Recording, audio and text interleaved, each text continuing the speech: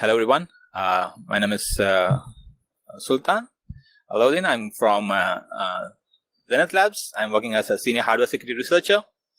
So basically, today's talk is about microcontroller BootROM security and low-level protocol fuzzing, and how do we access any secure memory regions. This talk is not limited to the BootROM alone, but we'll cover the whole microcontroller also. Hope my voice is audible. My voice is audible, right? Okay, great. Okay, so today's talk agenda will be about the speaker bio, about myself. Then I'll talk about the microcontroller BootROM function and what are the securities of the BootROM, and why do we need for fuzzing low-level protocols in the microcontroller. And finally, we'll showcase some vulnerabilities which we discovered in modern microcontrollers. And finally, the conclusions and what next steps we would like to do. Okay, about myself, I'm a senior hardware security researcher at Zenith Labs, Digital 14. I mainly work on embedded systems and security. I come from an automotive and industrial control system background, where I worked on different ECUs and ECU security, and also on industrial control systems, mainly on SCADA and PLCs and DCS systems and their security. My research interest is mainly on low-level embedded systems. Fuzzing is something I do most of the time. In my personal time, I do fuzzing of different hardwares, mainly on USB. That's something which I mostly work into. And finally, fault and side channel attacks is something I do in an organization. And anything on hardware-based security is my interest. Okay, let's get into the talk. What are BootROM functions? What is actually a BootROM? A BootROM is a small immutable piece of code which cannot be changed inside the microcontroller, and they are very much very small in size, basically few kilobytes of size, and they are like very much hard-coded in your microcontroller. So as a user, you cannot erase or you cannot rewrite the ROM, the BootROM. And the next step of a BootROM is basically after every power on reset, the code executes from here. So it's like a design that the hardware manufacturer or the microcontroller manufacturer puts into that. After every power on reset, the code has to execute from here. And there are like a few vendors who provide that. You can if you don't want my BootROM, you can just set some OTPs or set some bits in the registers. Then you can just move on from the code which you flash into it. And the main function of the BootROM is whether to decide whether it boots from the internal flash or if you want to run from the bootloader or the ROM code. And this is a very important function of a BootROM. Basically, most of the security of the microcontroller is residing in the BootROM. So basically, it checks security checks like secure boot validation, secure firmware update, and debug enable and disable. In case of secure boot, basically your microcontroller has certain OTP fuses where you can burn the hash of your public key, and then you verify the image with the corresponding. You sign the image with your private key, then you verify with the hash of the public key. And regarding the firmware update, that's how modern microcontrollers nowadays provide. They provide the user to update firmware securely. You can either both encrypt the firmware, you can sign the firmware, and then you can flash into the hardware. So basically, the BootROM actually checks whether it's properly encrypted, means that there's a proper key to decrypt it. Then it can verify using the root of hash or the OTP fuses. And finally, the debug part is part of the threat model. So many microcontrollers they go into the field. They're like part of your product. It's accessible to the user, but the company doesn't want the manufacturer or the user who develops the product doesn't want you to poke up with the firmware. So they basically disable the JTAG access or any other programmable interface to the microcontroller. And the next important function of the BootROM is basically it transfer controls to the user application. Basically, it can be a secondary bootloader. It can be a bare metal application or a real-time operating system which you can run top of it. So that's one of the main function. So once the BootROM executes, it does all the security checks. Then it finally hands over the control to the bootloader, the secondary bootloader, or the any bare metal application you write top of it. And finally, this is a very important one. It acts as a trust anchor. So most of the vendors, microcontroller vendors, provide you they provide an immutable BootROM. So the user or the developers who are going to use this microcontroller has to trust it. That's a trusted base for them. So they know that it comes from the vendor, so nobody can change, nobody can edit any of the BootROM. So they believe that the BootROM is the most secure part, and there's no chance to rewrite it. So it acts as a trust anchor, and also it enables you to transfer the root of trust from the BootROM to the next bootloaders and the next application which you run on top of it.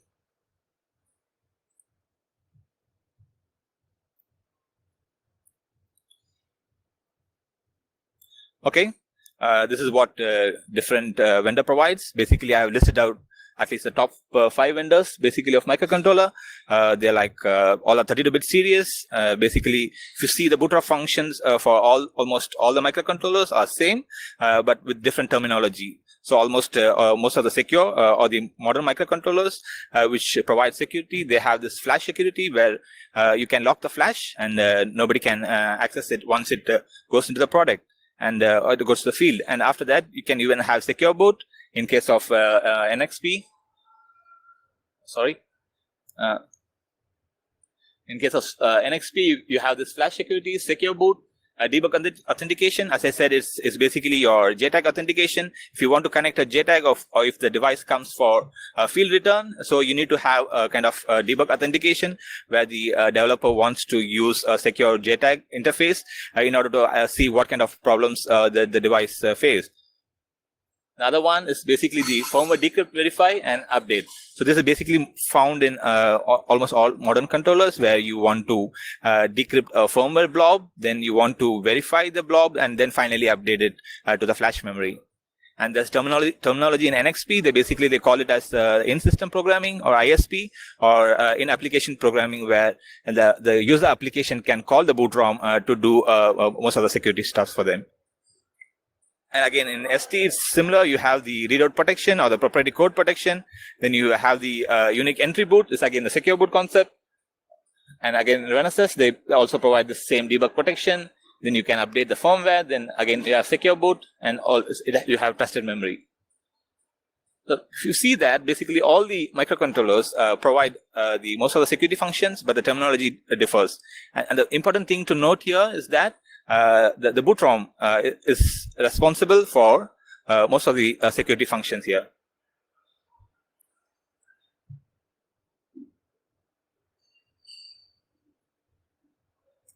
Okay, what are the use cases of microcontroller? You know that microcontrollers almost found in all of your devices, your day-to-day devices. You have the routers in your home. It has a microcontroller. You have a washing machine. You have a refrigerator. Even in your mobile phones, a microcontroller can offload certain tasks for you. So it's almost found in almost most of the day-to-day devices we have. And basically, how does a microcontroller usually gets interfaced? So basically, you have a SoC. And that's your main processor. Then you have a small microcontroller, and basically there's an interface using an SPI. In other case, you have an application processor. Then you have an I2C interface. Then you connect your MCU where both parties exchange data or information between them. And finally, this is the overall picture how a host processor talks to the client. That's basically your microcontroller via any of these interfaces which the vendor provides. Basically, these interfaces are very much common in modern microcontrollers, and it's depend upon the developers or the use cases which interface they want to use. As I said earlier, microcontrollers are used to connect a larger host to the specific functions. And it provides data exchange. You can easily program the MCUs through the host. So if you have a main processor and if you want to field upgraded it, then the host is responsible to program the MCUs. And this happens through entire product lifecycle.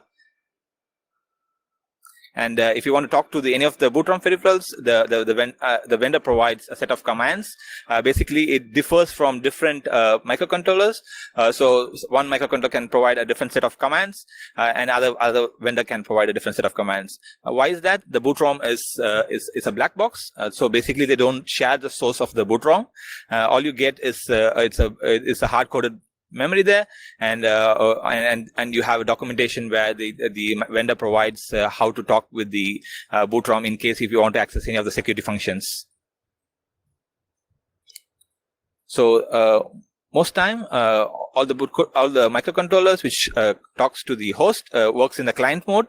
So basically, if any transaction has to happen, the host has to initiate it, and the host can be a PC or an embedded device.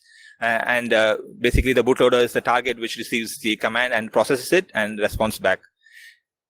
Any examples for it? Basically, you have the TPM chips in your laptops or any Strongbox secure elements in your mobile phones.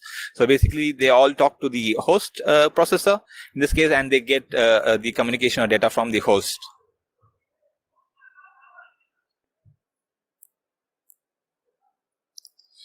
Next important part we want to see is the peripherals. These are very important part in a microcontroller, and this is where most of the communication happens with the external world. So most commonly used peripherals to talk, it's almost in all the microcontrollers. It's like GPIO. You have the serial peripheral interface, the SPI, the I2C, the interprocessor communication. Then you have the UART channel, and finally the USB. USB is very much used in the automotive sectors. So basically, they have two ECUs and they want to talk internally. So they usually use a USB interface, but not limited to the USB. There are other interfaces, but the SPI, I2C, and the GPIOs are very much embedded in the PCB, so they're not very much accessible to the external world, whereas UART and USB can be accessed from the outside the product. And next thing is that the microcontroller vendor provides the low-level drivers and the SDK support. This is something we saw in most of the microcontrollers, where the vendor provides all the SDK support. They provide all the examples you want to work, all the low-level drivers. All you need to do is that you need to develop your application, just use the APIs from the low-level drivers. So it's very much kind of standardized from the vendor. But the only problem is that it's not standardized between the different vendors unless you use something like a Cortex Kinsys drivers. And if you want to develop an application, you need to use the API provided by the low-level drivers. But if you want to develop your own low-level drivers, it's going to take time. But the vendor usually provides you the documentation or the user manual where all the registers are documented, and you can develop your own low-level drivers, but it's going to take time.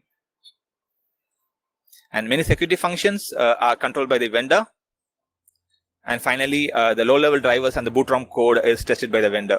The low-level drivers is actually the source, which can be shared with the users who are developing the application, but the BootROM itself is not shared. So basically, it's either you can dump it as a binary blob, but there's a restricted access to the BootROM source itself. Finally, the low-level drivers would be a very good target for security researchers. And as I said, BootROM is very much a black box, and you need time to dump it. Then you need to analyze and see the security functions, how it works. And finally, it takes time to see the security bugs inside it. And coming to the APIs, this is a very much standard they follow in almost all the microcontrollers, where they basically, if you want to use any of the APIs for the peripherals, basically the APIs usually initialize the controllers, they set up the configuration registers, and they enable and disable the clock. If you have different buses, then you need to enable the clock for those buses, and the peripherals are very much grouped between different speed of buses. And finally, if you want to set up the TX and RX structures, and these are all inside the low-level drivers, which I'm talking about. And finally, you have the interrupt handlers, interrupt handling, and the handlers. Whenever an event occurs or interrupt happens, then you need to go to these handlers and do the function. And they have the peripherals that have specific functions, which kind of differentiate between different protocols. And finally, the API to user application, the user can use the API in order to want to get something done from the peripherals. So if the vendor provides this low-level driver, there's a high possibility that it can be reused in the BROM or the BootROM.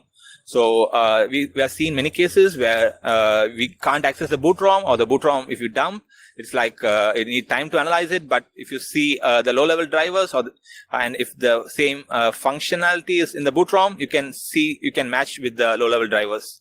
So that's one example. And even in the security issues which we found, we saw the low-level drivers had a similar issue than the same as the BootROM.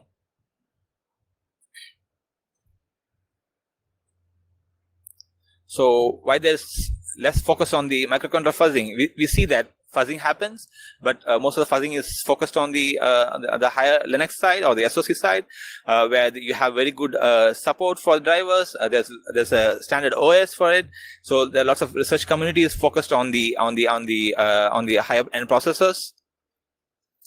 One reason is that, as I said, different vendor, the semiconductor vendor or the microcontroller vendor provides different device drivers, and they are very much vendor-specific code.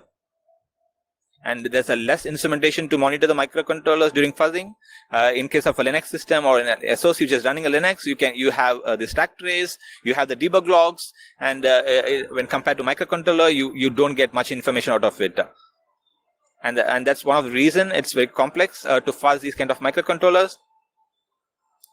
And as I said, most of the fuzzing community is focused on the higher end processing devices because they have operating system support and debug traces.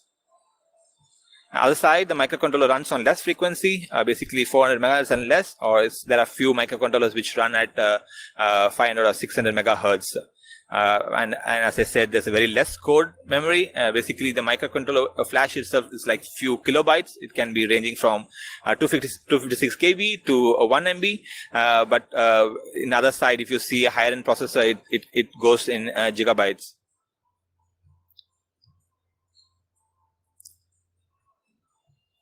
Moreover, if you see the microcontrollers are and the interfaces which you are using the microcontrollers are very much not visible in the PCB. They go deep under the layers. So most of the time, the researchers they don't want to get inside the layers of the PCB. So that's one reason that you don't see these interface lines in your products. They are very much deep inside the PCB layers. So why do we need fuzzing for low-level protocols? So fuzzing is an excellent technique for locating vulnerabilities in low-level hardware and software. The basic premise is to deliver malformed inputs to the target device and detect failure. That's almost all the fuzzers does that. They just send a malformed input to the target and see how the target responds back. And if you know the underlying protocol, how the interfaces are working, then all we need to do is iterate the bytes or add some intelligence to the request which we send to the target. And the difficult part is to have a framework to monitor the target. This is something, as I said earlier, there's not much support in the microcontroller side, where we can try to see how the target behaves when you try to fuzz that microcontroller. So this is something lots of work has to be done, and this is something where our fuzzer also covers. So basically, in case of a fuzzing framework, all you need to send is a malform input to the target. Then you're going to pass the responses back, and meanwhile you're going to see how the target behaves. Is there any abnormality when you send these kind of inputs? So how we are going to see the target, or how we are going to instrument the target? So basically, we check the device behavior, whether the microcontroller itself resets after you send a malform request. So how do you find whether the microcontroller resets? Basically, there are GPIO pins or the reset pin from the microcontroller. You can tap into this reset pin and see whenever you send a fuzzed packet, whether the device itself resets. And the other way to see whether the device itself resets, you can, from the Linux side, you have your kernel messages or your system logs, where, for example, a USB disconnects. You can see that there's a disconnect message in the logs. If you have an I2C device or an SPI device, the logs clearly shows that the device got disconnected. And finally, this is a very important one which we want to focus, is the overread responses. So whenever you send a request to a target and you know that there's a fixed response going to come from it, so we want to check how the response length is. So if you send, if you request for, let's say, 4 kilobytes, but the target responds like 50 or 60 kilobytes, then we know that there's an issue with the target. So we're going to check each responses and whether it exceeds the limit which has to be sent. And finally, this is a kind of a standardized instrumentation technique where you try to send a ping packet after every normal request. So you're going to send a malformed request. Then after that, you want to send a normal request, and you know that the normal request has to come back properly. If the normal request doesn't comes back, then you know that, okay, there's something wrong with the target. So basically, we use a ping and a pong target, or where we just ping and respond back. And finally, in the right side, you have the embedded host, and you have the target. And the embedded host can be a Linux system, which has almost support for all of the drivers. And here I'm talking about the controller interfaces. So whatever I talk about SPI, I2C, UART, or USB, these are all the device controllers in the target MCU. So basically, the Linux system is the host, and all your interfaces can be the device side. And there are like fuzzers already available for the host side implementation. For example, Syscaler can fuzz the USB host side. Also, there are lots of fuzzers to check the host side implementation in the Linux side. Just a moment, I'll take a water.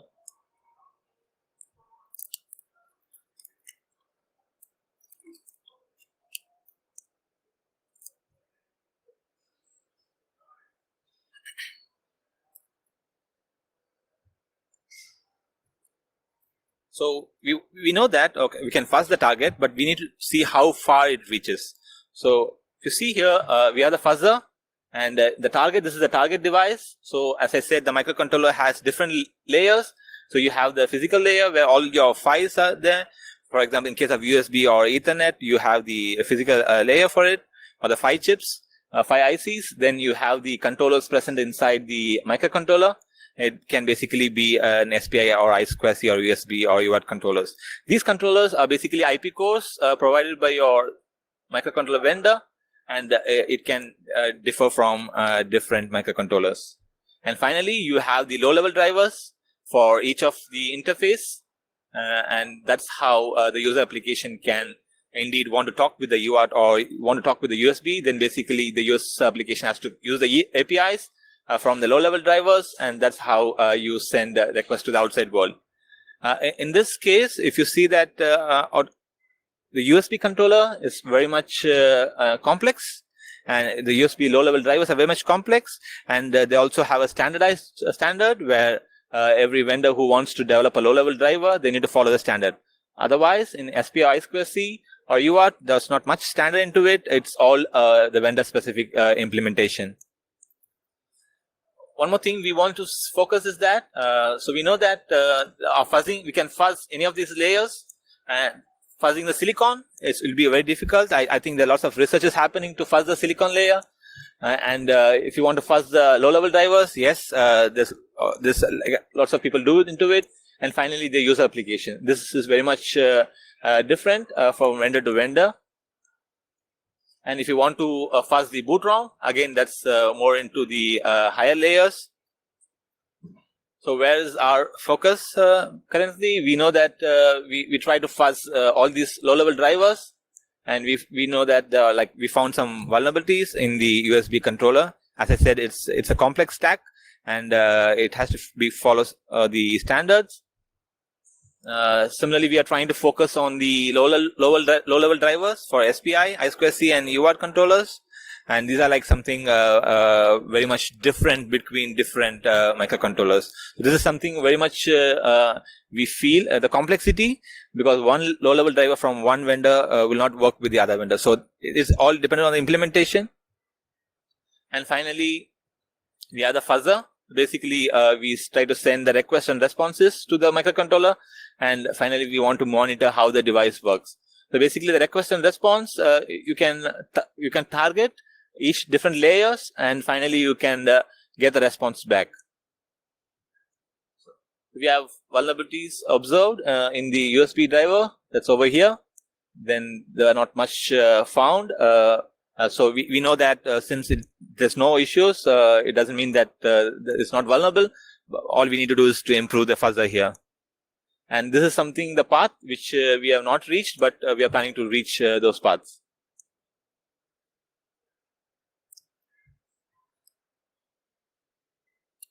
Okay, coming to the second part of the talk, these are the vulnerabilities which we found in modern microcontrollers. Basically, the targets which we fuzzed is the LPC 5569 and the K82F or K82-1 from NXP.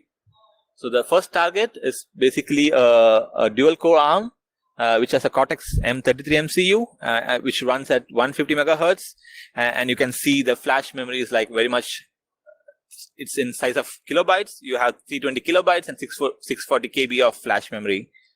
Similarly, we also fuzzed the Kinetis K82 chip IC, which has runs at 150 megahertz, and it has 256 KB of flash, and similarly 256 KB of RAM. As I said earlier, when you compare to the higher-end SoCs or high-end processors, you know that the SRAM and the flash is in few kilobytes.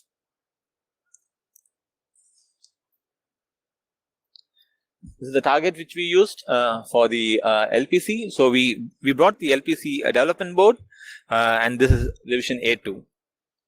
So this is a vulnerable version which we found, and which was like available from 2017 or 18. But the Freedom board is like very old. It's like 2015, and there's not much update from the vendor.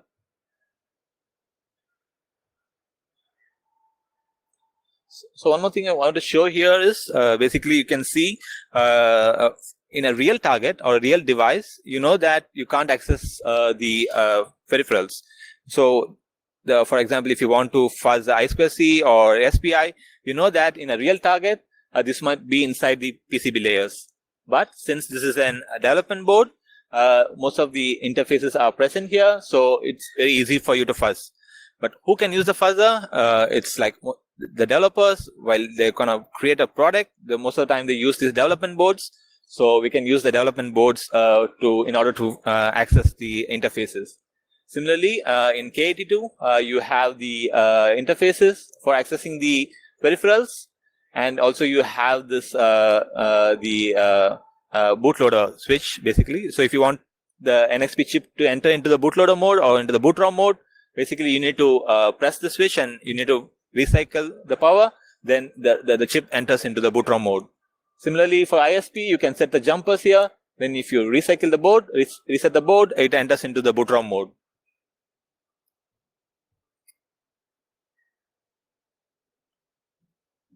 So this is the timeline which we had with the vendor. So basically, the vulnerabilities were reported to the NXP PISR team on LPC 5569 and K82 BootROMs. It was reported in November 2020. Then within few days, we got a response from the vendor, and they asked for more information from the K82. But LPC was like very much easy to reproduce. Then we had a 90 days disclosure, which ended in February 2021. Now the vendor comes back and they said that it has a wider impact. They found that the same BootROM has been used in different series of microcontrollers, and they want to extend the embargo till September 2021, which we happily accepted. And finally, in June 2021, the vendor provides the mitigation and they notify the customers who are using the vulnerable product. So the mitigation in this case, it's like you need to disable the BootROM functions. Basically, you want to disable the USB interface or the USB peripheral, which is connected to the BootROM. So they ask the customers to disable the BootROM, the USB interface. And they also said if you gonna stop the ISP interface or you set some OTP bits or registers, then your USB is like disabled forever. And the vendor comes back and they gave us the patched board, which was retested by us in the labs again, and they finally assigned the CVE in September 2021. And the vulnerable board revision is revision A2, and now they sent us the revision A3 board, which the BootROM vulnerabilities have been fixed. Finally, we have the disclosure of vulnerabilities in the CyberWeek. That's today. So we had a very good relationship with NXP, where they happily accepted the vulnerabilities which we reported, and they like gave us the quickly. It was like a very short time frame. It was like 6 to 9 months. They were like able to release a new revision board. So about the vulnerabilities, before I want to go inside the vulnerability, I want to get some basics here. So basically, the vulnerability was found during the enumeration process. So whenever you have a USB host or Linux system and you have your microcontroller connect to it, so if you are using a USB interface, it's basically enumerates. The first time after recycle, you want to talk with the target, the USB host has to send a certain set of commands or set of messages, and the target responds back. According to it, it's going to load some drivers for it. So basically, you need to first connect the device to the host. Then the host sends a setup request, and you identify, and the target sends the speed, and the target sends the device descriptors. And finally, the host is going to reset the device and going to assign you a USB address. And once the address is assigned, then you're going to get the configuration registers about how much power it consumes and other configuration from the target. Then you're going to you're going to get the interfaces. And finally, the USB host is going to load the drivers. And after this is where your actual function with the USB target is going to happen. In case if you want to use you want to download an image or upload an image, this is after when your class drivers have been loaded.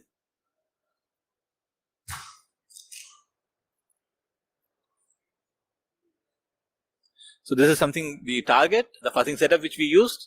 So basically, if you see the USB, you can use in any of your Linux systems. But if you want to use the SPI or I2C, then you need to have a host which can provide the interface to the SPI and I2C. In this case, we used a Raspberry Pi, which has support for device controllers.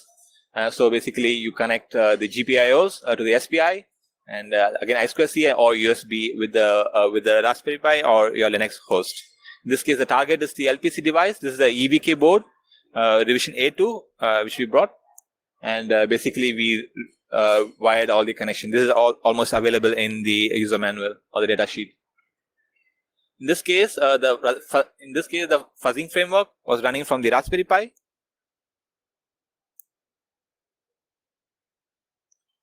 So about the vulnerability, so this is what happens when you connect the target.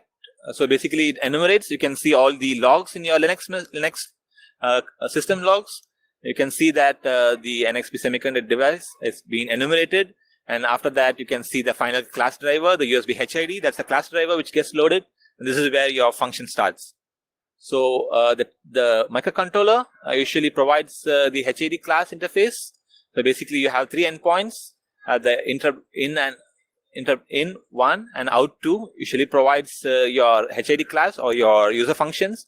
But the control endpoint is where your enumeration happens. This is where the setup requests are sent from the hardware, from the host, and your device in response back what the host has asked for. Yeah, this is the ROM region, which for the BootROM in the RAM. So basically, the LPC has an internal RAM, which is used during the BootROM execution. And similarly, for the K81, you can see that when you connect to a USB host, it gets enumerated, Then finally, it uses a USB HID class for user functions. And it's similar to the LPC. It uses 3 endpoints. The control endpoint is used for your setup request. And finally, the interrupt is for your user-specific HID class interrupts.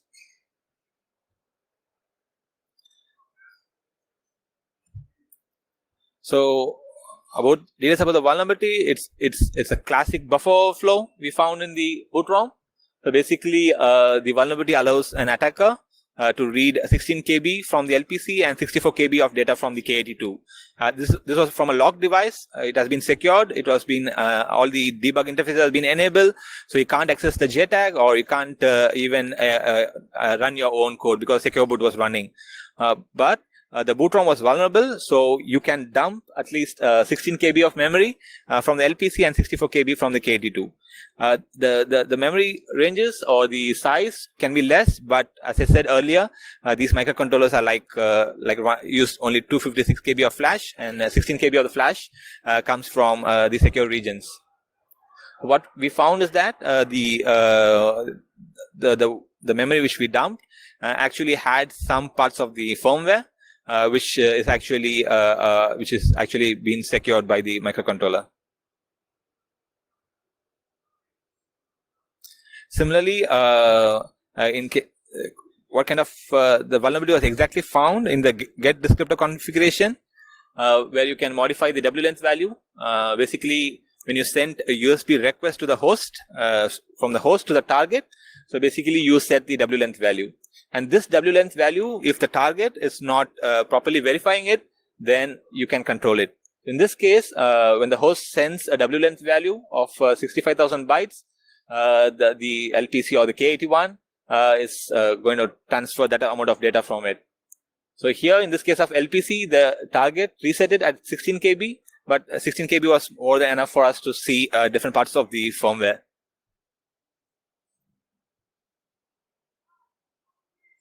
This is something we dumped. So basically, you can see the root of trust keys, whatever your certificates which have been loaded into the memory. Everything can be dumped from here. So this is a snippet of the code which we dumped from the LPC. And finally, this is the Wireshark trace which we have. You can see that the host, in this case, the Linux system, tried to send a get descriptor request configuration, and you saw that we got 4 KB of data. This was a limitation in the Linux system because the USB driver doesn't allow us to issue anything more than that. But in a modified Raspberry Pi, we try to modify the driver, and we were able to get 16 KB of data.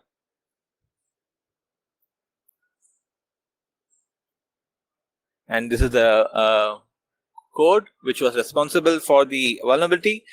So how do we got this one? This was from the drivers, from the low-level drivers which NXP shared with the users in order to, if you want to use the USB stack in any of your application. So the similar stack was being used in the BootROM. So that's how we know that the drivers also been affected, and NXP was able to patch the drivers for the SDK, and also they are able to patch the BootROM in the newer version.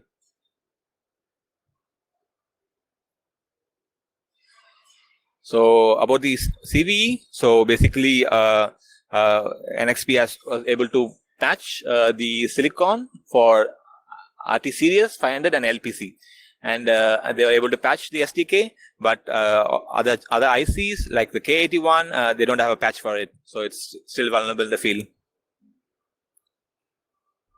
And these are the different series impacted by this vulnerability. We tested LPC and the K series, but NXP was kind enough to say that they were able to also reproduce the issue in all this series of microcontrollers, and they were able to only send a fix for the LPC and the K81.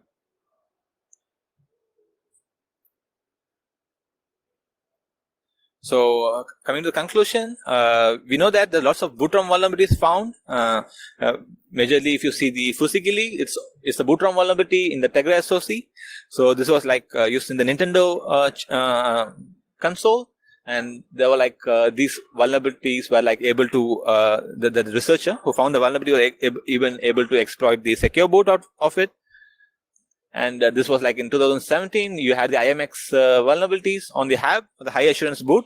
Basically, again, they were able to compromise the root of trust and in the certificate parser.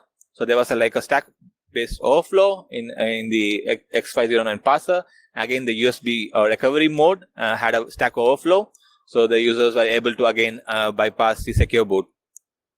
And similarly, there were like lots of research happened on the STM side. The researchers were able to break into the debug interface.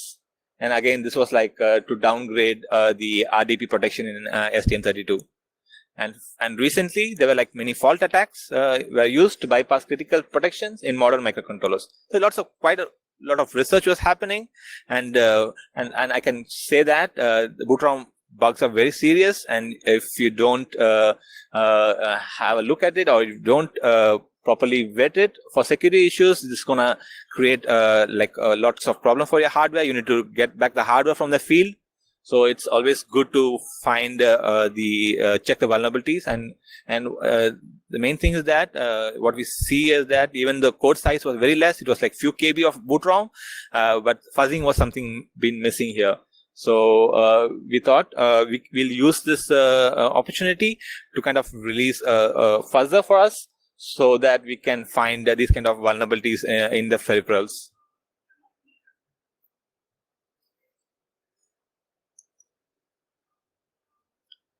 So finally, we will be releasing the fuzzing framework. So basically, the LLP fuzzer will be available in the GitHub account. So the LLP fuzzer has support for the USB device stack, and also we also have a support for the SP and I2C stack, but it's only focusing on a certain vendor. So we want to kind of make a generic version of it. Then we want to keep that being added to the fuzzer. And finally, we're also releasing the proof of concept to test whether your device is vulnerable for this BootROM vulnerability. And finally, we'll come to the conclusion. We know that the fuzzer is a small step to test these kind of interfaces. So we want to develop a generic implementation of the fuzzer to almost test a different set of microcontrollers. And finally, we want to reach different code paths.